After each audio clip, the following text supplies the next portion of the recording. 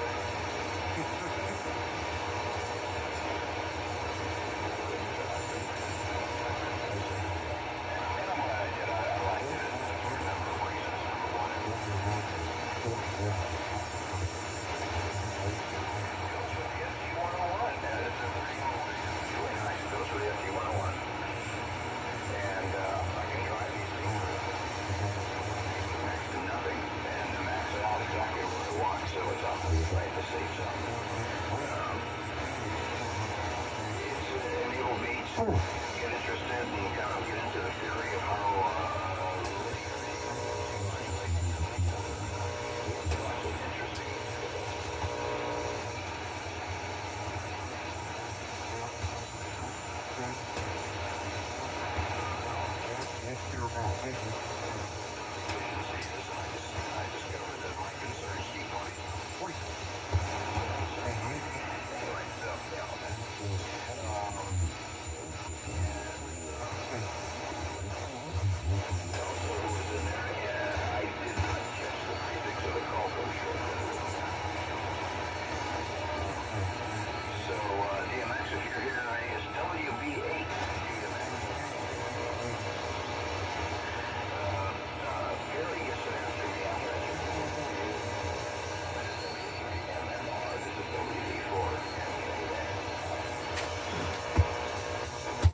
Yeah, good morning, Kevin. Kevin, go ahead and pick it up and then send it to me, and then we'll keep Gary turning it. We'll have Gary turn it to you, then you can continue to turn it to me. WB8DMX, good morning from W3MMR. Yeah, good morning. Good time getting out there.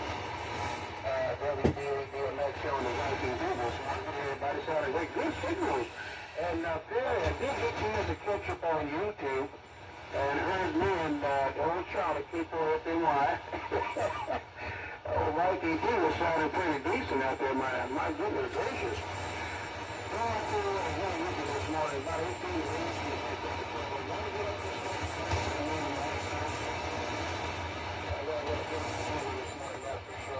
Good to hear about out there. Kevin, you down in Grace's not on the price. Well, I tell you what, it was a little in the creek that I might get that nice text. Well, I don't have around the shotgun this end for sure. Everybody having a beautiful, beautiful time there on the window for sure. I think that's still being a little road car over here, but all the way, that's for sure. Over to you, Paul, from WD8DMX. So the pretty good R in the group, WD8DMX. WB8, excuse me. Hold on a second. Sorry, guys. WB8DMX in the group from W3MMR. Well, good morning to you, Kevin. You're about 15 over S9 here this morning. The Viking 2 Center, real good. Here in southeastern Pennsylvania this morning. Just on my DX100 here, listening on a National NC-303 receiver, both restored here by myself, and just using a D104 with the DX100, running about 105 watts a carrier or so, maybe a little more, a little less, peaking around around 500 watts. So this thing's doing what it's supposed to do, the old workhorse here. Welcome back, Kevin GZQ. Great to hear you. Just got your message. Just got your message here on Facebook, and glad that you're back on the air and sound like you're feeling pretty damn good. And from the pictures there on Facebook and stuff, looks like you're in good spirits and feeling well. So it's great to see, great to hear. Welcome back, and we sure did miss you, buddy, because things aren't quite the same here in the mornings without the brightness and the happiness that you bring here to the group, and the chipperness that you bring here in the mornings, gets me up and going. I know that, and it sets me in a good mood for the day. So welcome back, buddy. Good morning to you, Dan K84 UMU. Great signal up here as always. You, Kevin, but you and Kevin are both about 30 over into the National NC-303 here this morning. So sounding real good, guys. Don, you're holding up there about 25 over. And Gary, you're about 10 over S9. So I got good copies on everyone here this morning locally. The band's in pretty good shape. Got some static crashes. But that's been kind of par for the course here for the... let me turn this off. Been kind of par for the course here for this winter. It's been almost like sometimes, we're getting these, summertime conditions with all the static crashes. I guess from all these thunderstorms that we've been having real late into to the winter here. So, but nevertheless, everybody's making it over them with no problem. Real good on burning wood. I always wanted a wood stove in my house. I grew up with a friend of mine I was real close to in high school, and he had a firewood business, a real big firewood business in South Jersey, and I cut a lot of firewood after high school, and I worked with him on the weekends, did a lot of staying over his house, and he had wood stoves and multiple places in his house, wood stove out in the shop, and I always wanted one. But I'll tell you what, it was always so hot in his house, and it was always so dry. I remember sleeping over there going, we would go skiing a lot, so we would stay over his house, and I remember I could barely sleep. He would keep the house so hot. I wanted to go lay on the front porch in the middle of the winter. But I guess if you keep them, at the right temperature, have a real good wood stove with a nice blower on it, and I guess put a pot of water on top of it to keep it to try to keep things humidified. I guess would help out a lot. But I've always wanted a wood stove, so when I next house that I buy, I think I'm gonna put a wood stove in it, at least in the shop, anyway. And yeah, Don, the Anons, Tom K1JJ #1 is a great guy. He's always bombing in down my way here in the evenings, and always has a huge signal, obviously. And the Anons are not cheap. New Anons can be anywhere upwards of $4,000 for the new 7,000 or 8,000. I paid about $2,000 for mine, about $2,000 used. I bought my father's old one off of him when he bought a brand new one. So I got a good deal. I got the family discount, So they're not cheap, but I tell you what, they're worth every dime, because you guys hear how they sound. I mean, I'm not talking about myself. You hear a lot of the SDRs on here. They all sound good. It's hard to make them sound bad, number one. Number two, the receivers in them are absolutely phenomenal. All the features with the new software. They're so easy to use. Turn them on and go. If you're not messing around with the softwares like I am, and with the new beta stuff and all that crap. But I kind of asked for that. But if I wanted to, I could use, the regular software, and everything would be real easy, and very reliable. It still is very reliable as it is, but there wouldn't be any switching around or new softwares or anything like that. I just choose to do that, so it's not like you have to do that. But the Anons are great rigs, man, and I recommend them to anybody. And if anybody ever wants to get one, feel free to, email me questions, call me, ask for my number. We can talk on the phone, because I know a lot about those rigs. So I can hopefully answer any questions that you guys may have. So we'll keep it moving along here. Back down to you, Kevin. Hopefully the sutures are feeling okay. KK4GZQ in the morning group here from W3MMR. Okay, it's that carrier right there at the end of your transmission, Perry, but I didn't get any audio on it. Maybe somebody's just tuning up. I don't think they said anything. It's in here for an hour. Maybe we'll jump back in there. W3MMR, KK4GZQ.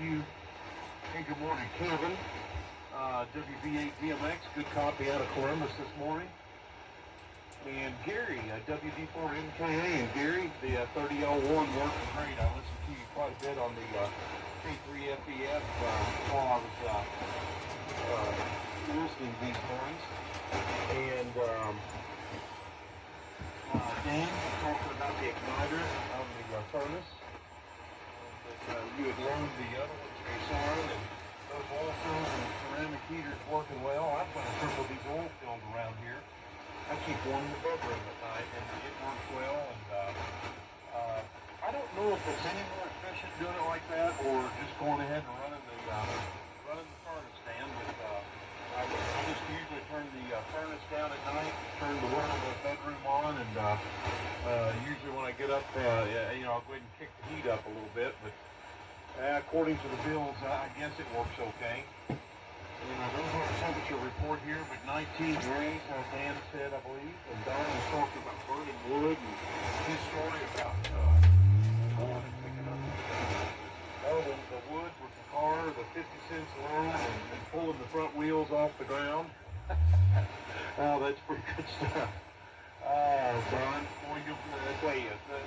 times like that, you think back when you were doing it, you thought, oh gosh, I hope I get through this and never have to do it again.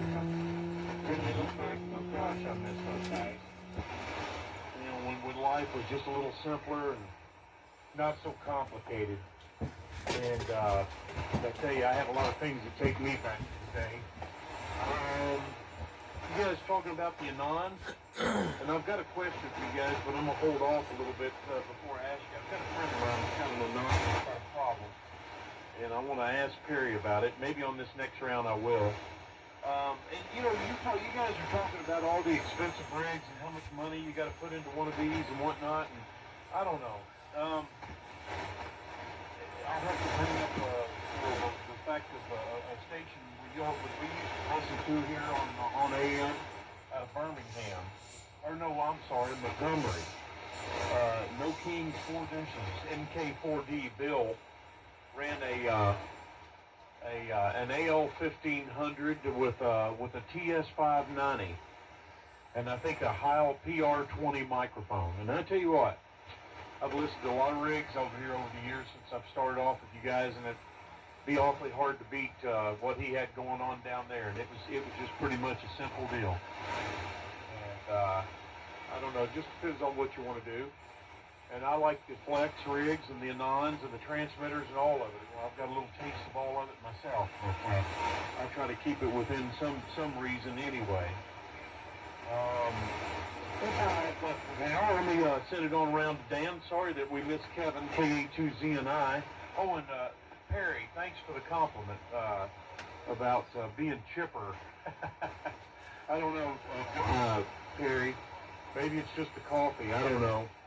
I'm just kind of that way anyway, so, and I've been in here these mornings now for 8 years, and he'd always look for a time, and it's a great way to start the day. So, Dan, what do you think about that? KD4UMU to take it. Here's KK4G6 everybody.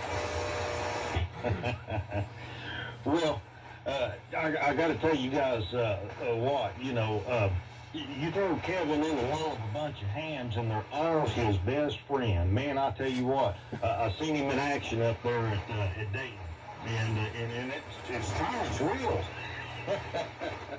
But and it seems like Kevin knows just about everybody. So, like I said, they're all good friends with him there. So, oh yeah, man.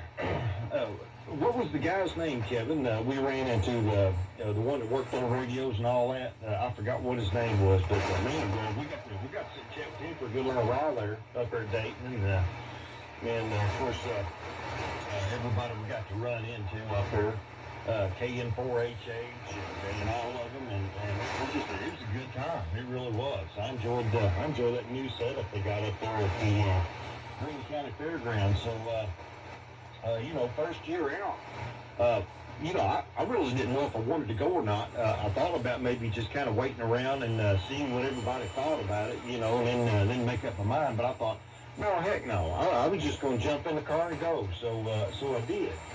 And I thought it was a pretty cool setup. I mean, you know, a few little tweaks here and there, but, you know, that's to get started. But for the most part, it was nice to roll into the city there, and there's Xenia, and the entire city was geared up towards making that ham fest the best that it could be, and everybody was on board with that. And it didn't matter what business you pulled up to or what have you, they'd say, hey, you know, it's just within walking distance if you want, you know, the car right here. I thought, well, man, that's just great. That is absolutely great. You know, they closed down the schools and they used the buses, you know, to transport people back and forth, and they just had ways of moving people on scooters. And man, I tell you, we hats off to them up there. They do a wonderful, fantastic job by getting that event moved from the O'Hare Arena down there to Xenia. So enjoy going down there, really do. All right, yeah, daggone heat. You know, Kevin, I always kept a spare one of those igniters here because I said that I went to look for it, and I was like, uh-oh. I said, I remember taking that over to the son's house. So, you know, my son was out of town, and he had the igniter go out on his, so I just grabbed mine, went over there and installed it, and forgot all about it. So I got a pretty good reminder this morning. So anyway, I took a ride down to Walmart this morning just for the off chance that they may have one, you know, because they've got them on the website down there. And yeah, sure enough, they didn't have any of that. So you know, it's one of those things. Well, you know, we could get it in here in 2 or 3 days or something like that. I said, well, I said, no, you thought I got to get it fixed today. So, anywho, as soon as some of these parts houses open this morning, I'll head out and I'll go get a couple of them, have one put in and another one for the spare, you know, because those things, they do burn out, no doubt about it. And, you know, watching one of those things actually light up and, you know, it gets bright enough that, well, you know, it's igniting gas in there, so it gets pretty daggone hot and bright. So they must be pretty tough for the cycles that those things go through between hot and cold. But yeah, this one just finally opened up and got an open spot in it, so we'll have to get there and fix that. But anywho, let's see, Perry, yeah, the DX100, still sounding great down here. I think, yeah, I think they're moving up the band just a little bit, but hey, that's operates just like the Valiant does. And I had issues out of my Valiant for a while there with the oscillator tube, 6AU6, and swapped it out with another 6AU6. And I think I'm going to put it out as well. So. You know, and all that right coming off the OA2 regulator, and it just kept going out. So I went ahead and bought a military grade brush lamp, one of the JAN tubes, JAN 6AU6, and Joint Army Navy tube there, and you know, they make it for aircraft use, so they're tough to tube. Pull that dude in there and quite a bit more stable. I don't get near the drift that'll get off the stock tube, so quite a bit more stable tube there.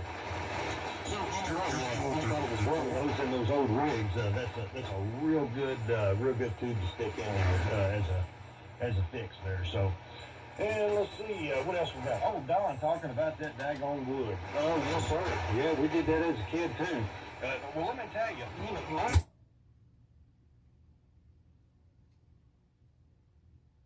I've ever seen in my life, and I've yet to see one like the one he had. And it was an old Clinton chainsaw with a nice long bar on it, and it had a handle on the end of the blade, so it was a 2-man chainsaw. And Dad would always go out and he'd find almost narrowest tree out of the woods, and that's what we cut down. So you know, we'd get quite a bit of wood back in one tree.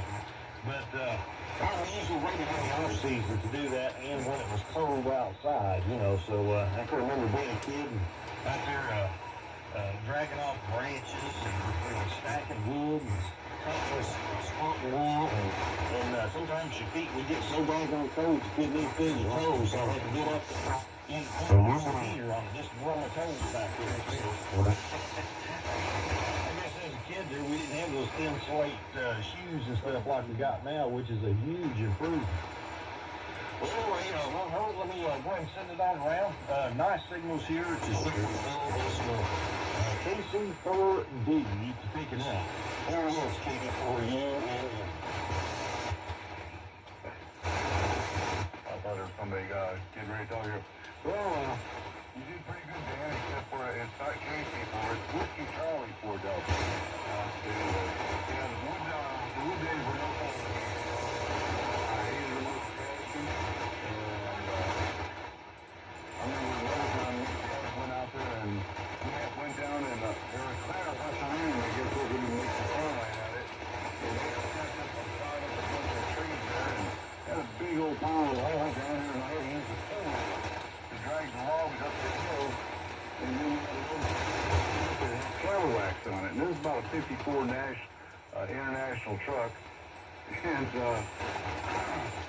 got it so loaded, it was kind of crowned to where it kind of leaned, and I thought the truck was going to fall over. Mine was out there almost standing on the running boards, and I was leaning clean across the driver's seat, thinking that was actually going to help, keep the truck from falling over, but we made it back home with it, but we were breaking an axle when it was like 6 degrees outside, and well, Dad broke it, thank goodness it wasn't me that did it. We can change the axle and everything else on it, and like the pro. With a dual field and extra seats and stuff on it for driving in the snow. Kevin talks about things we knew, and that wasn't good. That's the thing. We started with a war for it. I do not like the radio. I'm not a fan of it. You know, first one, the end of our And I have so now the motorcycle and played it for a 5000A. Does anybody know anything about prices? And I don't even know if it's a fair trade or not. I've seen these 5,000 anywhere from $900 to $1,200 or $1,500. They're all over the place. Said and a couple other things. The guy went to the inspection on it today because he said he's had an offer on it. But he really wants my K3. So if anybody's got any information that can share with that and help me out, and this Rick, because I don't know anything, I will look at one on YouTube. Look interesting. And there's something online that you can do. I don't know. I've never done anything like that. And I'm sure getting ignited. That sound guy, it sounded great yesterday. It really sounded good. But I couldn't imagine running 1,000 there. And if he was running 500 watt carrier, what was he going to punch it out over there? He had a good ride. I mean, he could, but I can't remember who he was talking to. And I guess he's a software guy. Python software. And they got to talking about snakes and stuff. And they started talking about things I had no idea what they were talking about. I might as well have stayed out and cut wood or something, I guess, because I didn't know what they were talking about. And Gary, I think you're right. I think you were just running Marine Watch or something like that. And I remember I could hear you pretty good, but what was looking for all that? That was amazing there. With that, I'm going to turn it back over to Gary. I'm not going to go on forever.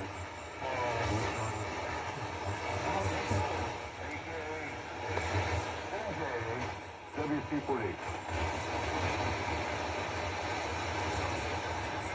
Oh.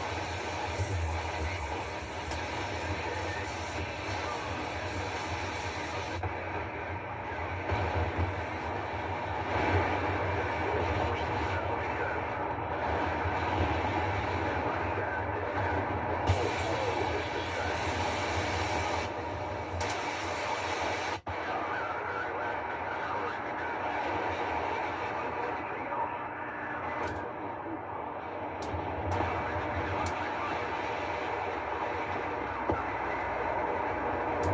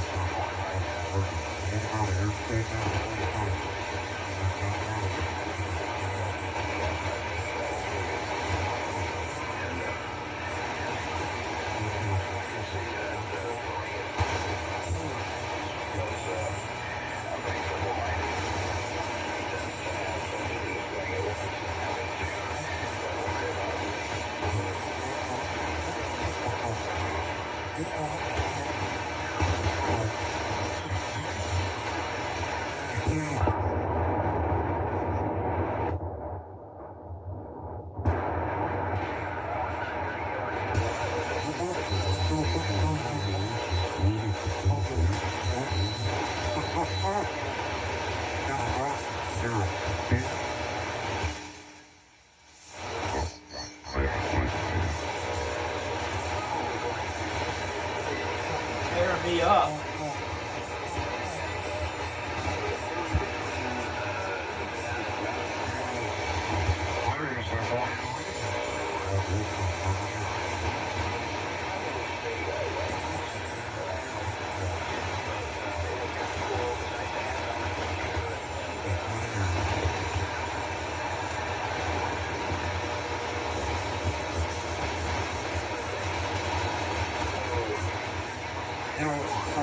Once you're on your side and saw you and your place there and your family, and what's it?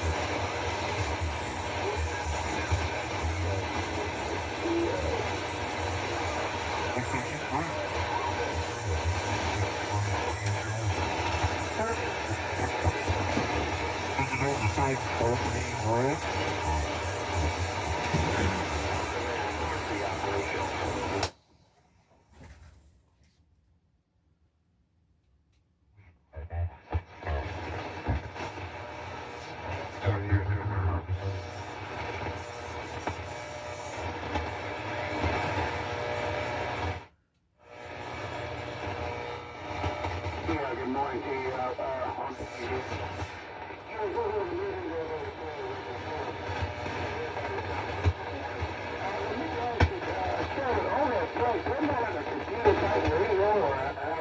That thing is set up. I was kind of interested myself. I got enough to walk around and shack to myself there. Got a chance to pick up a CDC. W3MMR,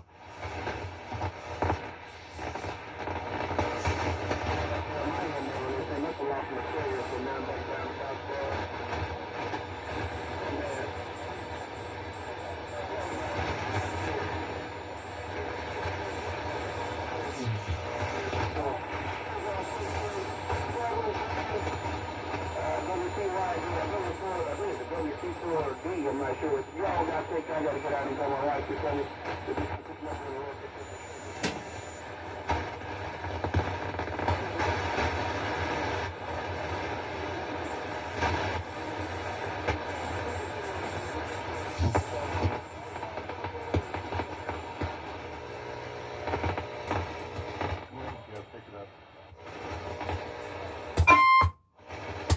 I think it comes to me, right?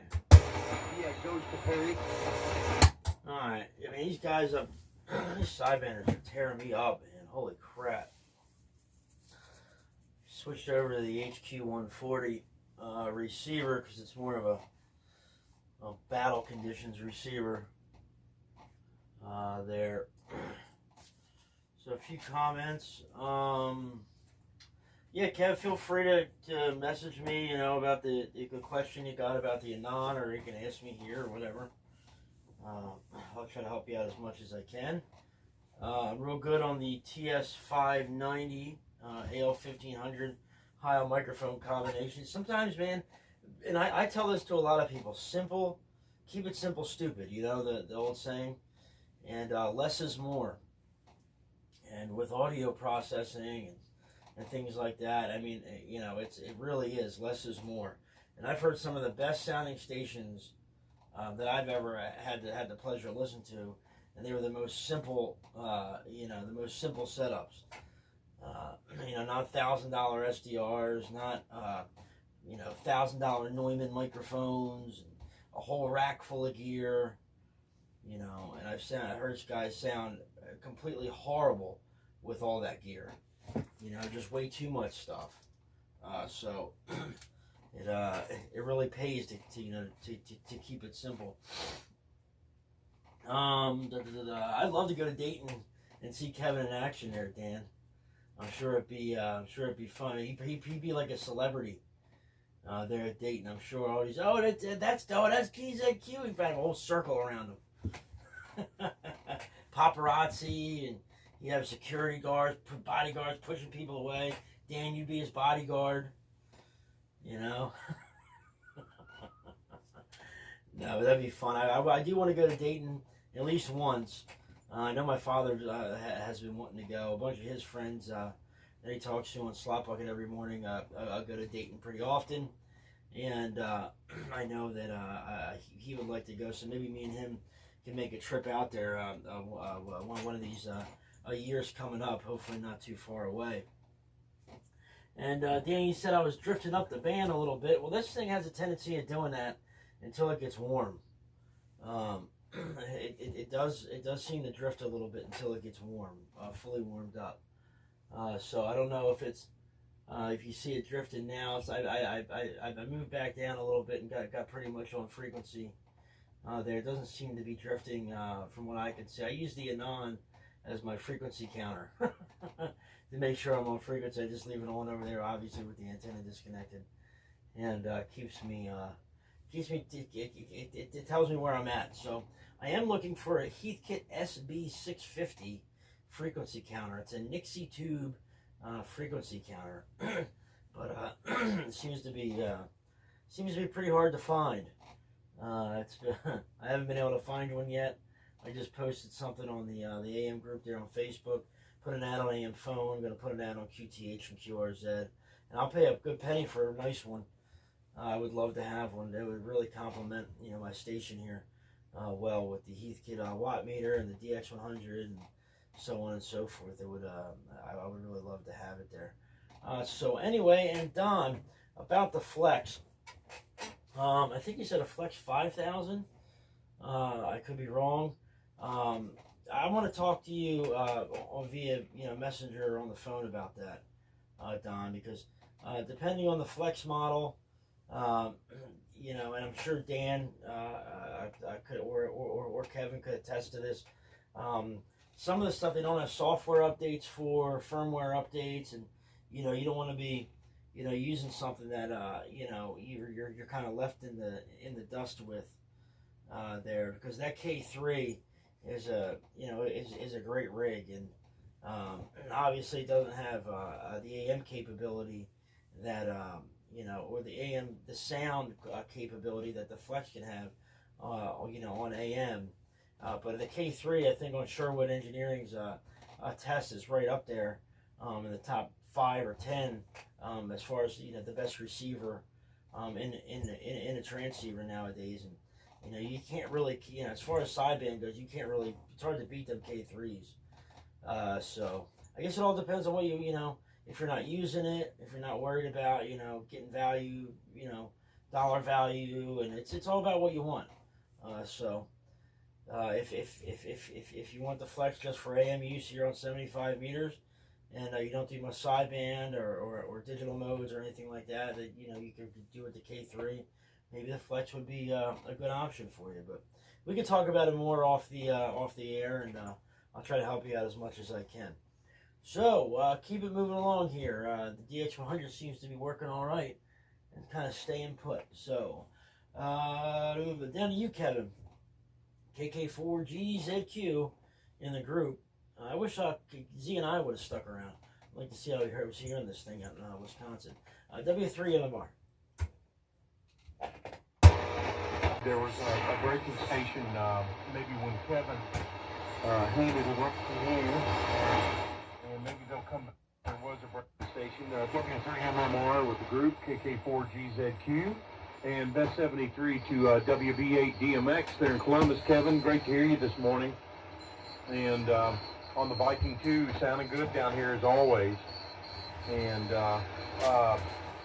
just a couple of notes here. Boy, Dan, boy, you brought back some great memories about that. I had forgot about seeing there in Louisville. Oh, from Louisville in Xenia. And that's, he's been my radio technician for years and years. Nomad Radio there in Louisville, Kentucky. He is a super fella and a super tech. And, yeah, we did get to chat with Chris and have a few jokes with him and some other people. Yeah, I can't help it. I'm like my mom. I'm a people person. I like people. I just like to be around people. And that's the reason I'm here for the hobby. I was just telling Don, doing some texting with Don here a couple of days ago. You know, it's all about the people to me. Of course, the equipment, the antennas, the subject matter we go over is all important, of course, but meeting you guys and getting to hear about you and your lives and whatnot is most important to me here on this end. Just like Dan talking about a Clinton chainsaw. What in the world? I've never heard of a Clinton. Anyway, Dan, I know there's a lot of stuff out there like that I haven't heard of, but interesting you talking about that. You guys talking about the Elecraft K3 for the Flex 5000. Yeah, you know, my first premonition was, hey, God, I'm trading. I don't know, though. They say those Elecrafts are highly sought after, and I guess it just depends on what your likes are. But most of all, just like trading cards or anything else, everything's got a value. You know, on the used market, new market, whatever. Flex 5000. Everything I know about it, Don, is 5000 did not come with an internal tuner on it. That was an option on those, even though it's a higher model than what Dan and I run, which are the 3000. Art would be a good guy to talk to about that. He has a 5000.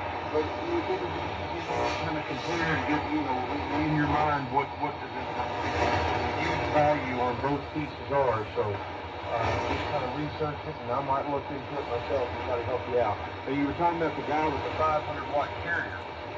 Well, 4 times that would be 2,000 watts if he fully modulated 100%. So I don't know. Maybe he wasn't modulating it for 100% there. The guy talking to Steve, WA1QIX with the Python software. Boy, Steve's a trick now. Super operator and I guess an engineer. And he's the one, Don, that came up with the REA modulation monitor. And Gary, don't worry about what you put out here on the air. Just go with it. This is kind of one of those deals that you come as you are and just throw out here what you can, and everybody enjoys it when you go in here and use your signal coming from Florida. Anyway, keep it simple, as Terry said, and Terry, I think I'll just opt to message you about my question on the Anon. And there's another guy down here near Bowling Green, Kentucky, in Brownsboro. His name is Brian. Terry and I both know him very well. And he's in amateur radio, and he's particularly interested in AM with us as well. So we'll look forward to getting Brian on board and helping out with getting an antenna up down there. And he had questions on putting up an antenna. So he's got something up now, but it's just not all that effective. He's working on that this week. And Dan, I'm going to be going to Dayton Xenia again this year, and probably going to stay one night. I'm not going to try to go back and do all that in one day and then try to drive back and make a 14, 16-hour day for myself. I think I've graduated to the point to where well, it's just no book for this old boy anymore. I've kind of just gotten to the point where I can't handle it. But here it comes to you, KD4, UMU, and I bet you've got some comments for Don on the Flex. KD4, UMU in the group. Here's KK4GZQ. Good day back to you, wow.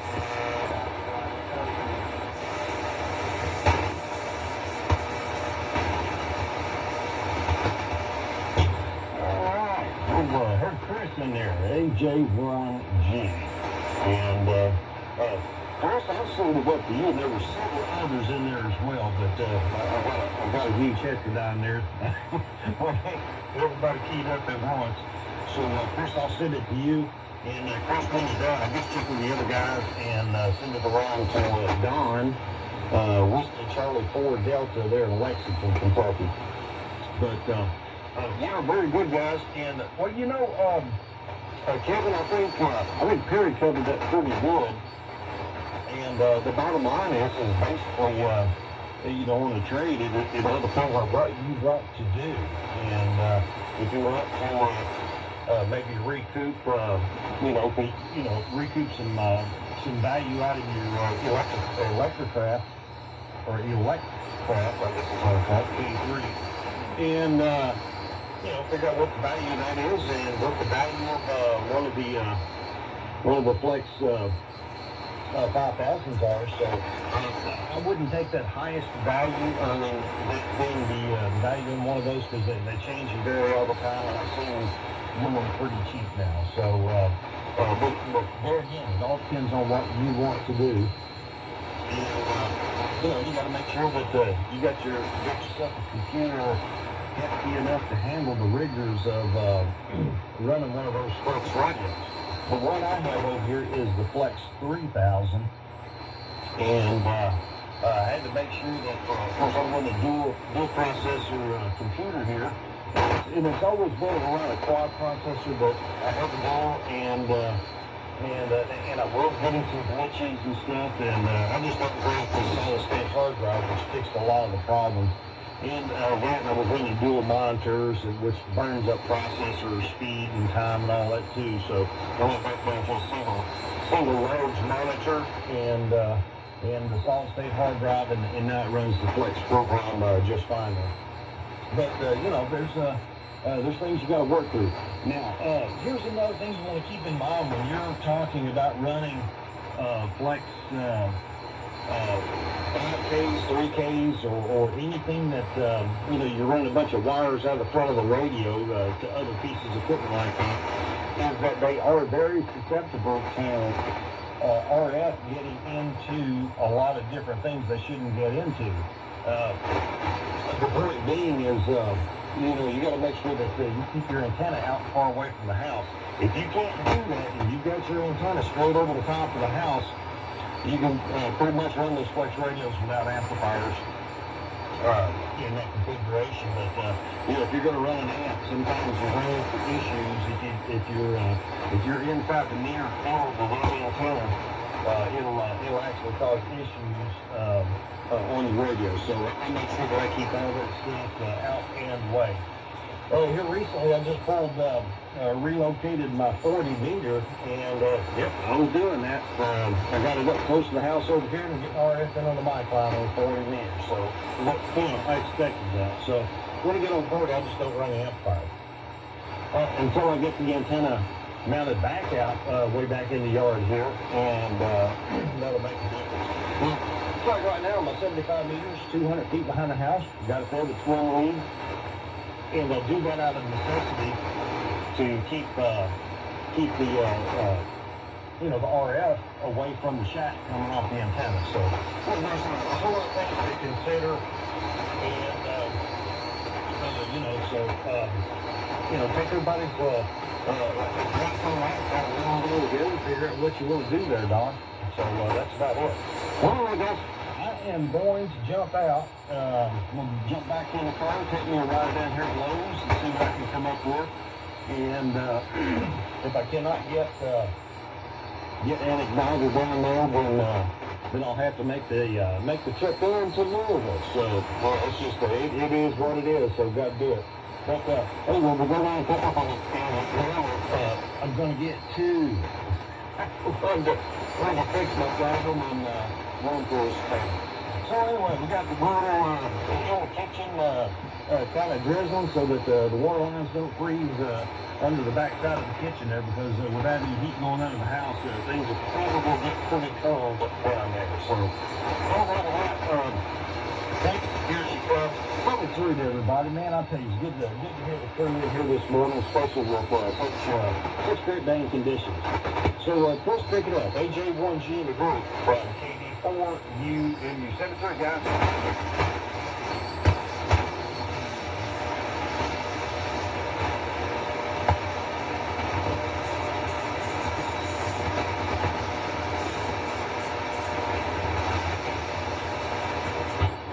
Not hearing Chris in there, so Don, you might want to go ahead and pick it up if you heard some of the other ones. So catch you guys later. KD4UMU. I didn't hear Chris come back either. I didn't have a very good copy on him. Kevin hears him better than I do. Seems like all the time. I don't know. I always struggle to hear Chris a lot of times. So anyway, 73 and good luck on finding a nighter without a have to take a trip to Louisville. At least you live on the south end of it, and you don't have to fight all the traffic up there. If you lived in Crestwood or something like that, it'd be a lot worse over there, battle and all that. So have a good day, and good luck on getting the igniter this morning. And Chris will try it again. AJ1G. Are you there?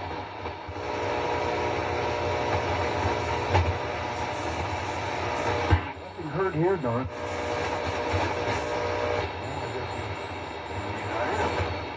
I know the K3s are really good, and people love them, but they're really, I think the big thing they like about them is they're for a CW rig. That's where they really shine. Mine has 5 filters in it, and it's got the 100-watt amplifier. All them things are so expensive. When you buy these things, it's a 10-watt radio when you buy one to start with. And you got to add the amplifier, you got to buy the tuners, you got to buy, every little thing. You can get it all put in there. And if you get one, what they call contest flash deal, K3, you're looking at basically over $4,000 for one. And it only weighs 7 pounds. It don't weigh nothing. You wouldn't think you had anything compared to, even Icon 7000 or my FT2000 or any of these radios. I tell you, the real beast is a FT1000D. That thing weighs like 70-something pounds for that radio does.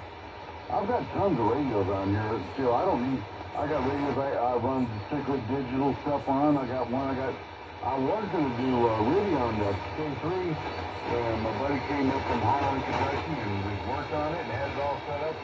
And when they had the ready round up here just a couple weeks ago, I could receive everybody, I could transmit. I tried for an hour and never made one contact with anybody. I said, well, forget that. So, and I know I had, I got the antenna system to work. Great and everything else if I wanted to. So, I don't know. Yeah, I was really looking for the text radio. I'm not really computer oriented and stuff like that. But I watched the video and the guy was trying to have it. This one didn't have a built-in tuner either. And I don't use my tuners on any of my radios. I have 3 power tuners that I use at 18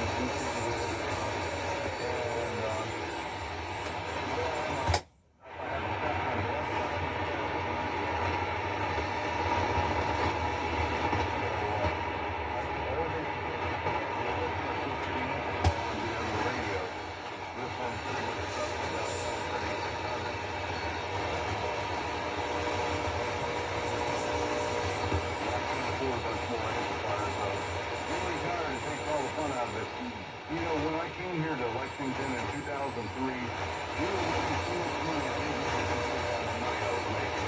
We were over $40 an hour, and there wasn't nothing cool out like there is now. There's all kinds of cool stuff out. Really good. And now that I'm retired from all that stuff, all the cool stuff comes out. Now I don't have that kind of money rolling in no more.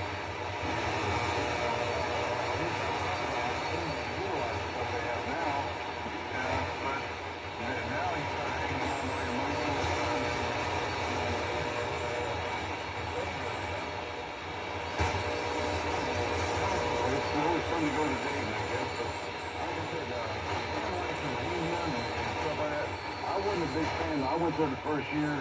I I'm going to give it another shot. I have one of, my dad had a little 3-wheel that, you know, he had before he passed away. It's got a really comfortable seat on it and stuff, and armrest. And I have a little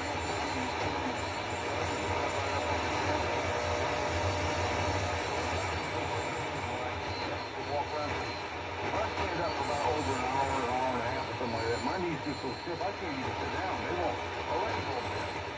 So, if I can go over the favorite meeting places for Thursday, what it was before when they used to come out of town. All right, let's see. Who did I turn it? I guess I'll turn it back down to Gary there. WC4, never see dogs here. Go ahead and pick it up, Gary. WC40.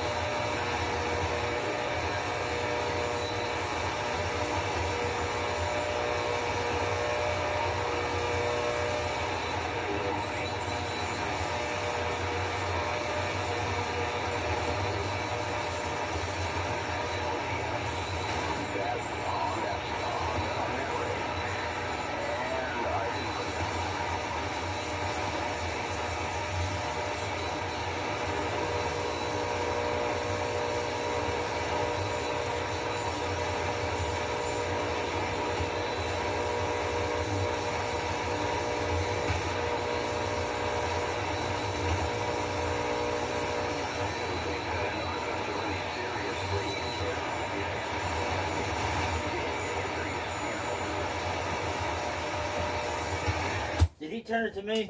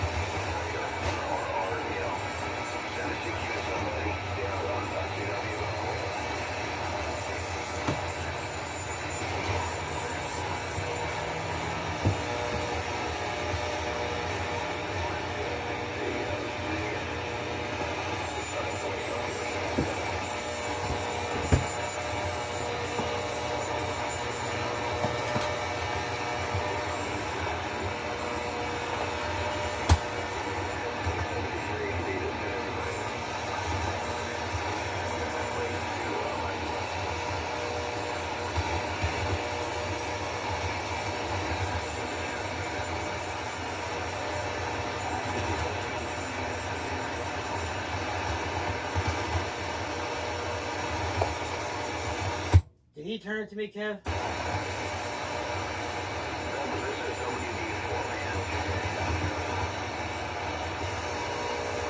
I think he turned it to me now. He's done transmitting, right? Got it, Perry. Alright. Yeah, I pretty much lost Gary on that last one.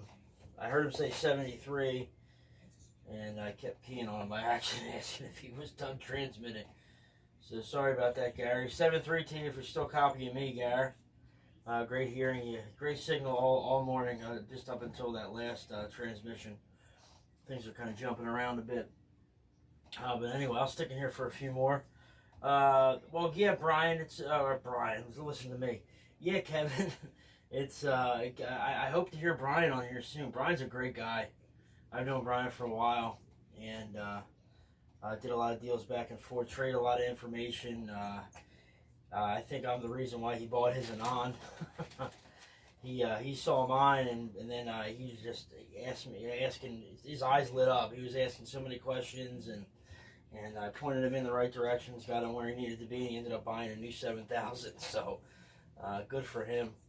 And he actually sent me a video the other morning, Saturday morning. He was I guess listening before the old military radio. Now he sent me a video of my father, one of a transmission of my father's there in the pre-net on Saturday morning. So he's listening. And Brian, if you're listening now, good morning to you. But it would be great to get Brian on here. He's everybody would really enjoy Brian. He's as nice as they come, and that would really be great to see. Yeah. Well, what was I going to say? Yeah, Don. Dan had mentioned about making sure you have a good enough computer there for the Flex, and I can't stress how important that is. You don't have to have a supercomputer, okay, but an i5, an Intel i5 processor, quad-core, you know, and a nice solid-state drive computer would really be perfect, you know, for what you're trying to do. An i5 would cover, you know, all the you know, future software that will, you know, would ever come out. And it would run, you know, any SDR right now perfectly, and run it really good.